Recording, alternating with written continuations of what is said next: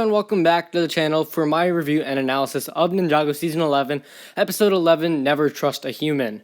This episode's name is a twist on Episode 4 of Season 1, Never Trust a Snake, and the young Wu actor from Season 9 returns to voice Wu in this episode as well, while young Garmran has been recast. Anyways, the two boys are playing, and Wu, being curious, wants to go into Serpentine Land. However, this is during a time when Serpentine and man are at peace, but it is a very fragile peace. So Wu and Garmran get captured by the Serpentine and are brought to the King Mambo V, who decides to capture them just for the night. And while they're captured there, Asphira comes and offers to free them if they teach her Spinjitzu. So they agree to, although Garmran has no intention of honoring this promise. Later, Wu does honor this promise though and teaches her Spinjitzu if she will not use it for evil. However, she does end up using it for evil. The first Spinjitzu master has also developed the art of forbidden Spinjitzu, which he has decided not to show the brothers.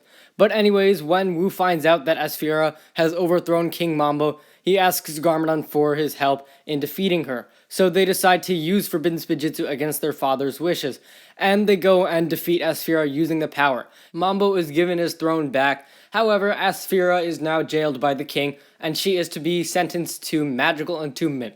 And Wu refuses to free her, however, she vows to get her revenge one day. I'm really not a fan of the 11-minute format. However, this episode is the perfect use of the 11-minute format, because it really allows more backstory to be explained, and more casual scenes too. It doesn't really feel rushed, so we see casual scenes of Wu and Garmran interacting as children, which I thought was cool. And we got to see a lot of backstory for Asphira, who has a lot of backstory like the Hands of Time, but also the Serpentine race also, and that there's more than just the 5 tribes that we had seen in the earlier seasons of Ninjago. Now, on top of that, I think Asphira's young voice actor is really, really good. I love the emotion in her voice, and to be honest, I think this voice is a lot better than her present voice actor that is in the present time. So yeah, I mean, I thought that was really cool. I think Asphira's voice acting is awesome. And then, just her backstory in general, it was very, very cool to see it unfold.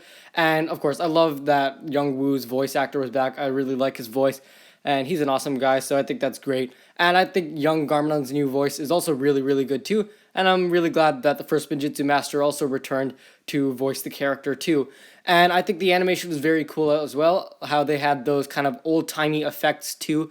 Occasionally you would see black dots appear on the screen, so it was very fun as if you were watching an old movie or something. So I thought that was a very, very nice touch that really did work very well. And I thought it was also great to see Forbidden Spinjitzu too, and the fight scene was also very, very well done. All in all, this episode did amazing in terms of its good stuff.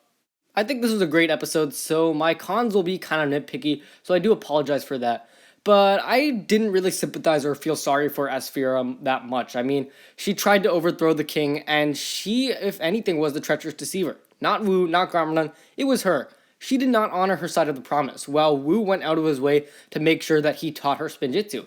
So honestly, she's the treacherous deceiver. She took advantage of Wu, and I mean, they weren't really friends after that fight.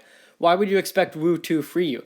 I get that this speaks to how messed up her mind is, that she thought that Wu was actually going to free her after that huge fight, and I guess it's more that than a flawed backstory. And yeah, I mean, I think her backstory is amazing, but I just kind of was expecting more of a backstory where we could feel sorry for her, but I don't intend to take off any points on my final rating for this, since this is just purely a nitpick. But yeah, anyways, my next problem is that this episode left many, many questions unanswered, honestly, especially about the Pyro Vipers. First of all, I mean, what are they? Are they another tribe? What happened to them? Are we just supposed to assume that they were lost to the ages? Would they later evolve into the 5 tribes? I mean, what happened? I don't honestly understand how they came into existence. I mean, what they have to do with the 5 tribes. I feel like there definitely was a lot of questions unanswered when it does come to this. And I mean, I think this episode was great for what it did. It really did flesh out Asphira's backstory. However, I can't help but feel that there were a few questions that were still left unanswered in the end, and that I really would like to see an answer for in the future. So now moving on to my final thoughts of the episode. This episode is very different from any other episode, so the plot is mainly just how the backstory was fleshed out. And I honestly think her backstory was amazing. And again, if there were anything that I would do better about it, I guess I would just make it feel a bit more sympathetic or something that we could relate to a bit more, but that doesn't take away from the fact that her backstory was awesome, and it's great that we're getting a lot of fleshing out after having 2 villains, the Omega and Iron Baron, who just had no backstory at all, so this certainly helped. Now, talking about characters, the main characters who stood out were obviously Wu and Asphira, And I think especially Aspira, I already talked about her voice acting. That was great, and I was so glad that Young Woo's voice acting returned. Definitely a very, very nice voice, and it adds a nice touch to the episode too. Young Garmadon was also super cool, although he definitely wasn't the main focus of this episode necessarily. And I'm also glad that we got to see another first Spinjitzu Master cameo. I do like his voice as well. Now, talking about the action, the fight scene was awesome. I loved seeing the brothers do Forbidden Spinjitzu to attack Aspira. Season 11 has done very, very well with the fight scenes, and it is continuing to do so.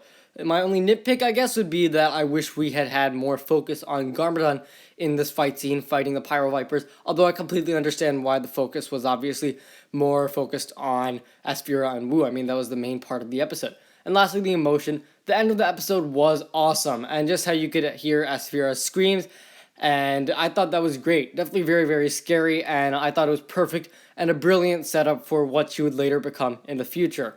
My final rating for this episode is a 9.5 out of 10. As of now, this is my favorite episode of Season 11, and it definitely lived up to my high expectations for this episode. I felt that it was great, and it is an amazing use of the 11-minute format, and it's honestly a shame that the other 11-minute episodes have not really been as good as this. I think the backstory is amazing, and the only thing that would be holding it back from a 10 out of 10 is just that it kind of failed to address some other questions that people definitely had about the Serpentine, although I think it did amazing for what it had.